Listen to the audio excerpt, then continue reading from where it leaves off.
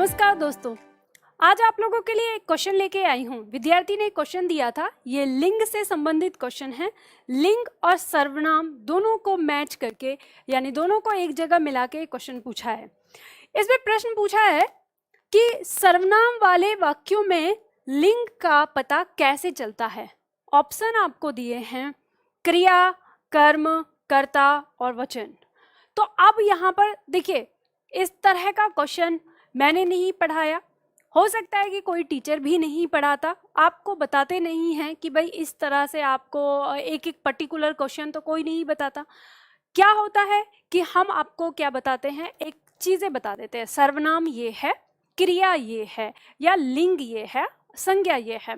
तो आप जब पढ़ते हो तो धीरे धीरे आप अपनी बुद्धि का प्रयोग करके ही उस तरह के जो आंसर होते हैं उनको देते हो।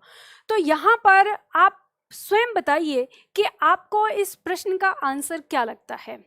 प्रश्न आपका दिया है, सर्वनाम वाले वाक्यों में लिंग का पता कैसे चलता है। सिंपल सीधी सी बात है, इसका जो आंसर होगा वो होगा क्रिया। यानी लिंग का पता किससे पता चलता है? सर्वनाम वाले वाक्यों में वो क्रिया से पता चलता है कि जो सर्वनाम प्रयोग किया गया है वो किसके लिए है। लेकिन विद्यार्थी जिसने यहाँ पर ये क्वेश्चन पूछा था उसने मुझे रिप्लाई में बताया कि बट मैम आंसर में तो कर्ता दिया है। तो चलिए, फिर मैंने विद्यार्थी को कहा कि ठीक है, आपको एक वीडियो बना दूंगी इस पर, क्यों, ताकि आपको ये समझना जरूरी है कि अगर आपको किताब में कर्ता दिया है जिसने भी, वो किताब आप आज ही से पढ़ना बंद कर दो, क्योंकि वो किताब आपको सही ढंग से बना के नहीं दी गई है। वो किताब ऐसे बनाई है, बस कहीं से भी क्वेश्चन उठाया और छाप दिया, आंसर उसका क्या सही है या नहीं है ये आपको नहीं उसमें कोई वर्क नहीं किया गया, यानी उसके आंसर पर कोई वर्क नहीं किया गया है कि वो सही है या नहीं है। अब हम इस प्रश्न को ना ज्यों का त्यों रहने देते हैं। अब हम सबसे पहले तो समझते हैं सर्वनाम को और फिर हम समझते हैं सर्वनाम से बनने वाले वाक्यों को। आपको इसमें फोकस क्या करना है, क्योंकि प्रश्न ने क्या किया है, प्रश्न जो हमसे किया गया है वो ये किया गया है कि सर्वनाम वाले वाक्य, सबसे पहले आपको फोकस ना इस चीज पे रखना है कि पूछा क्या गया है वाक्य। ये कोई हमसे सिंगल सर्वनाम नहीं पूछ रहा कि जैसे हमारा उठा के सिंगल सर्वनाम दे दिया, वो नहीं हमसे पूछ रहा है। वो हमसे पूछ रहा है कि जब कभी, यानी हमारा जो सर्वनाम है वो कर्ता के स्थान पर जब आया हुआ हो, उस समय उसका लिंग हम कैसे पता करेंगे। तो उसका लिंग हम कैसे पता करेंगे, तो हम कुछ ऐसे सर्वनाम लेंगे कि जिनसे हम ये पता करेंगे कि उनका वाक्य प्रयोग करेंगे, और वाक्य प्रयोग करके हम पता करेंगे कि उसका लिंग निर्धारण कहाँ पे जाके होता है। तो चलिए हम यहाँ पे अगला एक न्यू हम पेज लेते हैं और यहाँ पर मैं कुछ वाक्य लिखती हूँ, आप बताइएगा। जैसे मान लो मैंने एक सर्वनाम वह यूज किया और वह सर्वनाम को यूज करके मैं एक वाक्य बनाती हूँ कि वह आज घर नहीं जाएगा। अब आप मुझे ये बताइए कि यहाँ पर जो वह है इसका लिंग क्या है। आप बताएंगे कि वह का लिंग यहाँ पर क्या है, पुल्लिंग है। वहीं मैं यहाँ पर दूसरा वाक्य ले रही हूं कि वह आज घर नहीं जाएगी। ठीक है, अब अगर मैं आपसे पूछूं कि यहाँ जो ये वह है इसका लिंग क्या है, तो आप बताएंगे कि ये क्या है, स्त्रीलिंग है। यानी यहाँ पर जब मैंने आपसे इस वह के बारे में पूछा तो आपने मुझसे कहा कि ये क्या है, पुल्लिंग है, और यहाँ पर मैंने जब इस वह के बारे में पूछा तो ये क्या है, आपने कहा कि ये स्त्री है। ठीक है, ये स्त्रीलिंग है। तो अब मुझे बताइए कि यहाँ पे वह और यहाँ पे जो वह है, इन दोनों में कोई अंतर है क्या? कोई अंतर नहीं है। ये जो कर्ता के स्थान पर यहाँ रखा हुआ है वह, इसमें कोई भी आपको कहीं से भी हो सकता है इसके चोटी दिख रही हो, यानी इसके चोटी दिख रही हो, इसके चोटी नहीं दिख रही हो, या हो सकता है कि इसने पैंट पहनी हो, इसने साड़ी पहनी हो तब दिख रहा होगा शायद स्त्रीलिंग और पुल्लिंग? नहीं ना, ऐसा कुछ भी नहीं है ना। ये भी वह और ये भी वह क्या है, एक जैसा है। हमें पता कहाँ से चल रहा है? हमें पता चल रहा है तो इससे, जाएगा या जाएगी, किससे पता चल रहा है? जाएगा या जाएगी।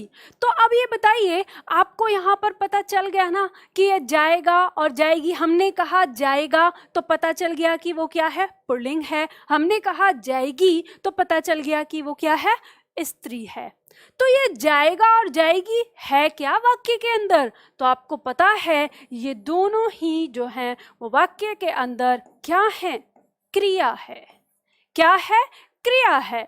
तो हमसे जो प्रश्न किया गया यहाँ पर कि सर्वनाम वाले वाक्यों में लिंग का निर्धारण या लिंग का पता किससे चलता है, तो 4 ऑप्शन आपके सामने दिए हैं। तो आपको किससे पता चला है?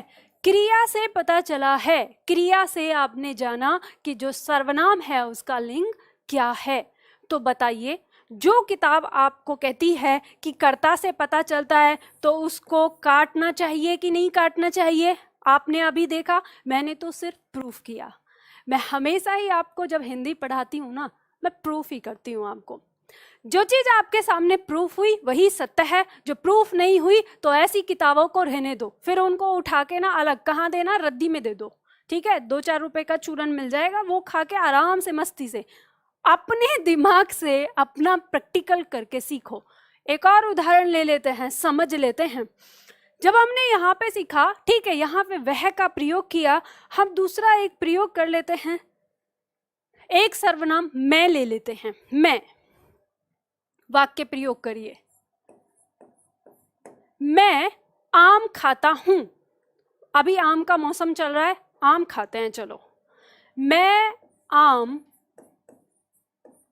खाता हूं। अब बताइए, ये जो आम खाने वाला है ये लड़का है या लड़की?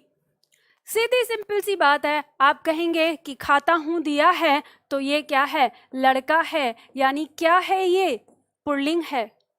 वहीं पर हम फिर दोबारा से लिखते हैं, मैं आम खाती हूं।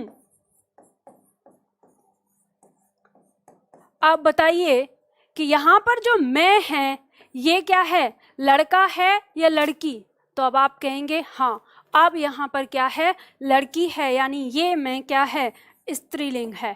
अब बताइए, इतनी छोटी सिंपल सी बात, आपने इन दोनों, यहाँ भी मैं और यहाँ भी मैं, अब ऐसा तो नहीं है कि यहाँ पे ये जो मैं है ये छोटे छोटे बाल रखता है और ये वाली जो मैं है ये लंबे लंबे बाल रखती है या कानों में बाली पहनती है, उससे पहचान किया है? नहीं ना।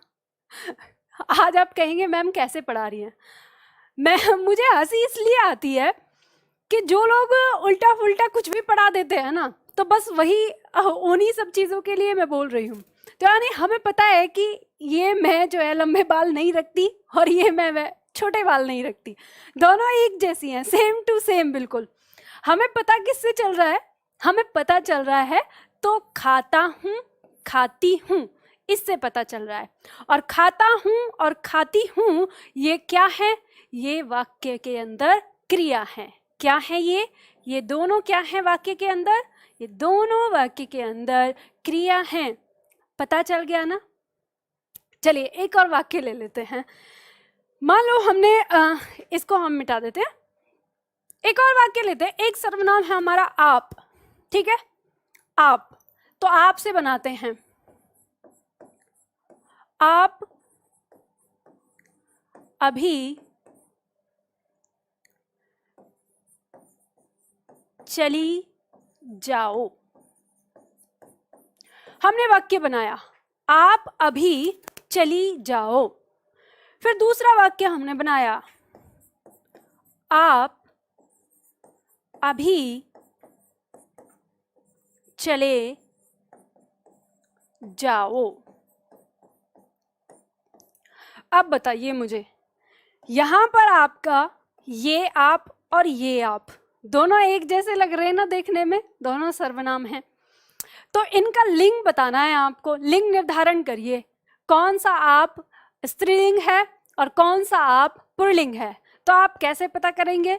दोनों तो एक जैसे हैं, या फिर अब ये भी कपड़े वपड़े पहन के आए, एक पैंट शर्ट पहन के आए, एक साड़ी वाड़ी पहन के आए, नहीं ना।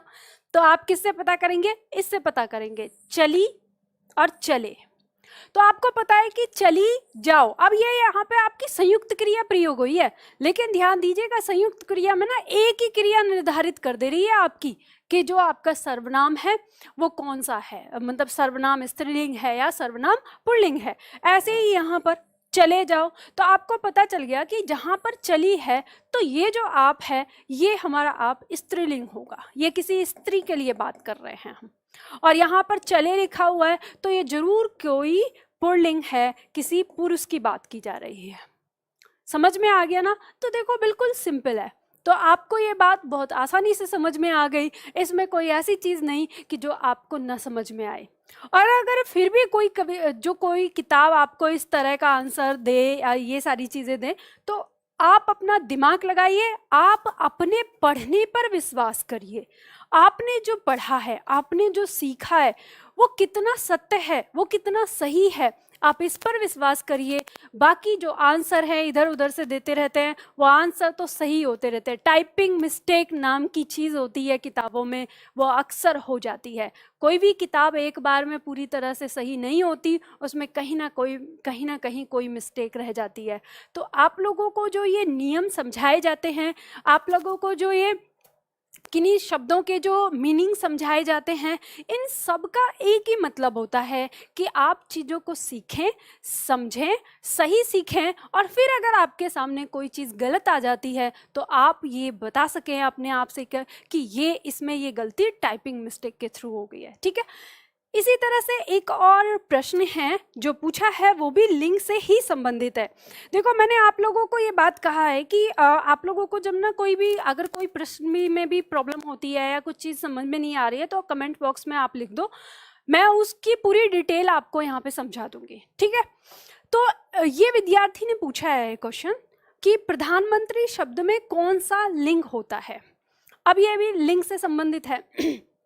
तो प्रधानमंत्री शब्द में अब ऑप्शन आपके यहाँ पे दिया है A, B, C और D।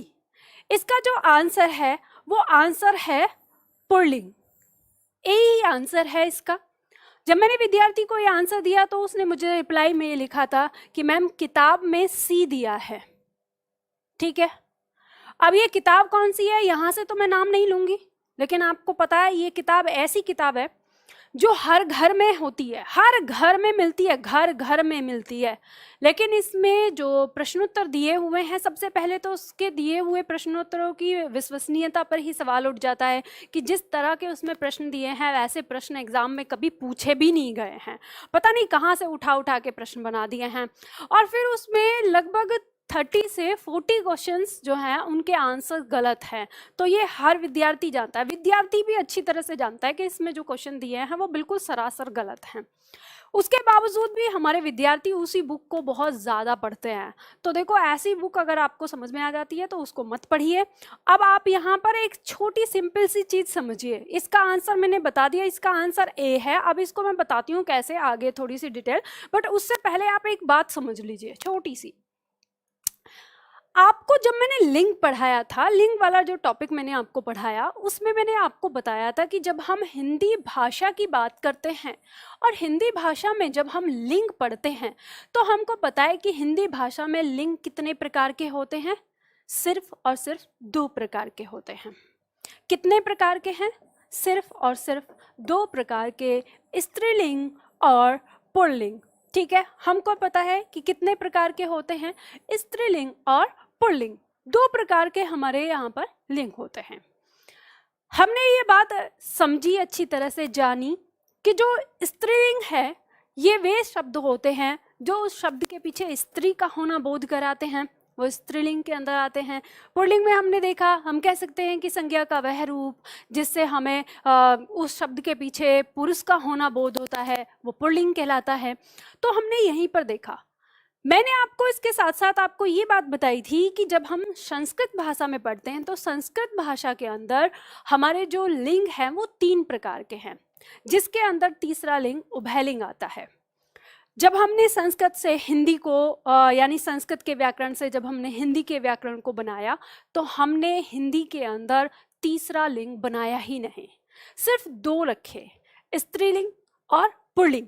तो आप सीधी सिंपल सी ये बात समझ लीजिए, अपने दिमाग में बिल्कुल बैठा लीजिए कि यदि आपके एग्जाम में कोई क्वेश्चन पूछा गया है और उसमें एक ऑप्शन में स्त्रीलिंग और एक ऑप्शन में पुल्लिंग दिया है और तीसरे चौथे ऑप्शन में किसी में उभयलिंग या नपुंसकलिंग ऐसा कुछ दिया है, तो आंख बंद करके दो ऑप्शन को पूरी तरह से सिरे से काट देना कि इसके अंदर ये नहीं, क्योंकि हमारी हिंदी भाषा के प्रत्येक शब्द में इन दोनों में से कोई एक लिंग होता है, ठीक है, या तो स्त्रीलिंग होगा या तो पुल्लिंग होगा।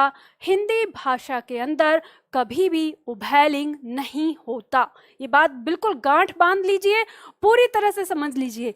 अगर हम हिंदी भाषा का व्याकरण पढ़ रहे हैं तो उसके अंदर उभयलिंग नाम की कोई चीज नहीं होती है, ठीक है।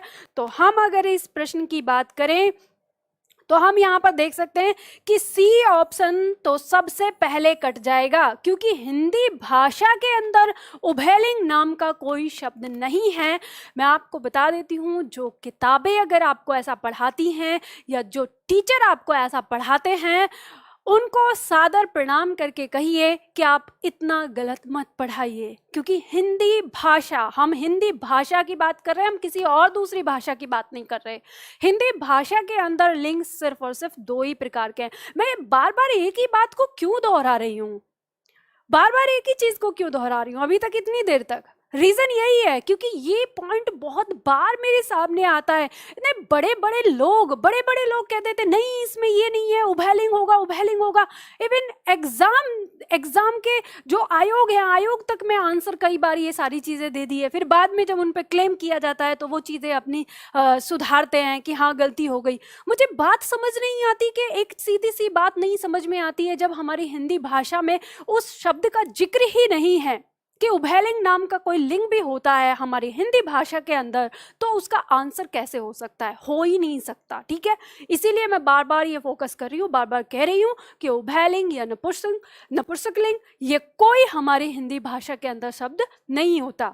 जब ये कट गया तो इनमें से कोई भी नहीं आएगा, ये भी हमेशा रहेगा, क्योंकि हिंदी भाषा का प्रत्येक शब्द इन दो में से किसी एक शब्द के हिस्से में आता है, या तो वो स्त्रीलिंग है या तो वो पुल्लिंग है, ठीक है। इन दोनों में से वो उसको एक होना पड़ेगा, दोनों में से कोई एक होना पड़ेगा। तो ये डी आंसर भी कट जाता है, बचता है हमारे पास ए और बी। अब हम बात करते हैं, यहां पर दिया है शब्द हमारा प्रधानमंत्री, तो अब यहां पर आप एक हिंट ले लो। जैसे जो सेवा के लिए कोई भी पदवी होती है, या आप ये कहें कि कोई भी जो पदवी होती है, किसी भी तरह की पदवी, जैसे प्रधानमंत्री, मंत्री, मुख्यमंत्री, राष्ट्रपति, या फिर जैसे हम कहते हैं वकील, हम कहते हैं जैसे सेवा, ये सेवा करने वाली पदवी होती है, जैसे हम कहते हैं कि डॉक्टर। तो ये कुछ इस तरह के हमारे कुछ ऐसे शब्द होते हैं जो हमेशा पुल्लिंग के अंदर आते हैं, यानी जो पदवी है वो हमेशा पुल्लिंग में होती है। इसके अंदर जैसे अध्यक्ष आ जाएगा, उपाध्यक्ष आ जाएगा, ये सारे जो शब्द हैं ये सब किसके अंदर आते हैं? पुल्लिंग के अंदर आते हैं।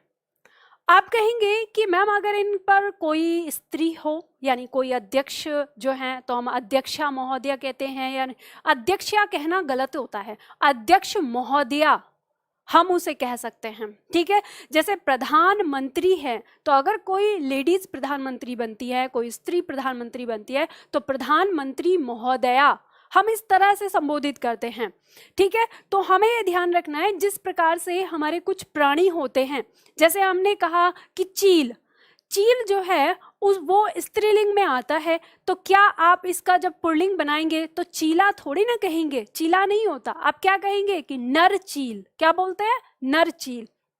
उसी तरह से जैसे चींटी, तो चींटी भी जो है ये हमारा प्राणी है, स्त्रीलिंग में आता है। तो अगर आपको ये एग्जाम में दिया जाए कि चींटी का पुल्लिंग बताइए, तो आप चेंटा लगाएंगे या चींटा लगाएंगे? बिल्कुल भी मत लगाना, गलत होता है वो। आप क्या लगाएंगे? नर चींटी। उसी तरह से जैसे मान लो अगर आता है खरगोश, तो खरगोश दिया है, अगर हम खरगोश सामने आए, उससे पूछा कि खरगोश का स्त्रीलिंग बताइए, तो क्या करेंगे? खरगोशनी। ये गलत होगा, नहीं। खरगोश का, क्योंकि खरगोश शब्द जो है वो अपने आप में क्या है? वो पुल्लिंग है, और इसका स्त्रीलिंग बनाने के लिए हमें मादा खरगोश का इस्तेमाल करना पड़ेगा।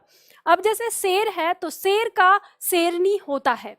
तो कुछ प्राणी हमारे ऐसे होते हैं जिनका स्त्रीलिंग हमारी हिंदी भाषा के अंदर है, लेकिन कुछ प्राणी ऐसे होते हैं जो अपने मूल से वो स्त्रीलिंग या पुल्लिंग दोनों में से किसी एक पक्ष में आते हैं, और जब हम इनका स्त्रीलिंग या पुल्लिंग बनाते हैं तो हम नर और मादा शब्द का इस्तेमाल करते हैं।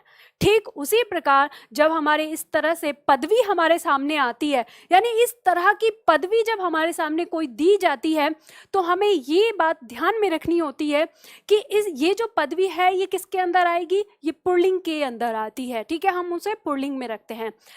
पुल्लिंग के अंदर हमने क्यों रखी है? क्योंकि हमको ये पता है कि नॉर्मली जो स्त्रियों का जो स्वभाव है वो घर में रहने का है।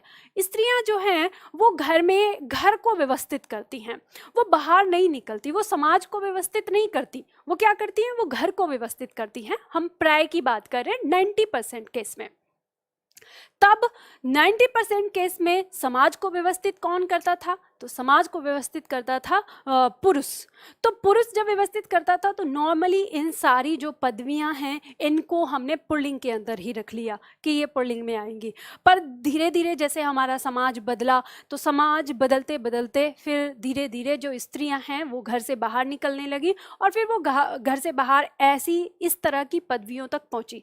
और जब वो इस तरह की पदवियों तक पहुंची तो उसके लिए हमें ये नहीं करना कि प्रधानमंत्री का तो प्रधानमंत्री कर दिया जाए या इस तरह से, नहीं। हमने सीधा क्या किया कि जो हम प्रधानमंत्री महोदय कहते हैं तो हम प्रधानमंत्री महोदया, तो महोदय का स्त्रीलिंग महोदया होता है, तो हम इस तरह से लगा लेते हैं। तो ये बात आप ध्यान रखिएगा, मैंने आज आपको ट्रिक बता दी कि कोई भी जो पदवी होती है वो पदवी हमेशा पुल्लिंग में आती है, इसलिए आपको कहीं पर भी कोई कंफ्यूजन होने की ज़रूरत नहीं है। और एक बात आपको बता देती हूँ, रटा मत किया करिए किसी भी चीज़ को। यहाँ मैंने आज बताया, अभी कहा मैंने प्रधानमंत्री, तो पता चले कि मेरे कमेंट बॉक्स में लिखा हुआ है मैडम राष्ट्रपति का बताइए, मैडम अध्यक्ष का बताइए, मैडम मंत्री का बताइए, मैडम मुख्यमंत्री का बताइए। तो मैंने सबको इकट्ठे बता दिया है, इसलिए आप अपना साथ ही साथ दिमाग भी लगाया करिए कि मैडम ने ये कैटेगरी बताई तो इस कैटेगरी में और कितनी सारी चीज़ें आती हैं। तो चलिए, उम्मीद करती हूँ कि ये वाली बात आपको अच्छे से समझ में आ गई होगी और आपको मज़ा भी आया होगा सीखने में। अगर आपको हिंदी भाषा का पूरा कोर्स करना है या सामान्य हिंदी आपको पढ़नी है, कोई भी आपका एग्ज़ाम है, चाहे आप 9th 10th 12th के लिए, 11th 12th के लिए पढ़ रहे हैं, अगर आपको व्याकरण पढ़ना है तो आप मेरी क्लास ले सकते हैं। ऐप डाउनलोड करिए, प्ले स्टोर पर जाइए, निधि एकेडमी ऐप है उसको डाउनलोड करिए, वहाँ पर आप अपनी क्लास ले सकते हैं, यानी पूरा कंप्लीट क्लास मिलेगा। अगर आपको बुक्स लेनी है तो आप बुक्स भी ले सकते हैं। तो जो नंबर आपको स्क्रीन पे दिया है उस नंबर पर आप कॉल करिए, पता कर लीजिए। साथ ही साथ आपको बता देती हूँ कि बुक्स के बारे में अक्सर विद्यार्थी पूछते हैं कि हमको बुक्स कहाँ मिलेगी। तो देखो, अभी दुकानों तक किताबों की पहुँच नहीं है। आप अगर अपनी किताब चाहते हैं तो इस नंबर पर कॉल करके आप बात कर लीजिए, आपकी बुक आपके घर तक पहुंचेगी, यानी बाय कुरियर या बाय स्पीड पोस्ट, जैसे भी आपके पास जो भी सुविधा होगी उसके अकॉर्डिंग आपकी किताबें आपके पास तक पहुंच जाएंगी। चलिए, वीडियो आपको पसंद आती है लाइक करिएगा, अपने दोस्तों को भी शेयर जरूर कर दीजिएगा। मिलते हैं अगले वीडियो में अगले टॉपिक के साथ।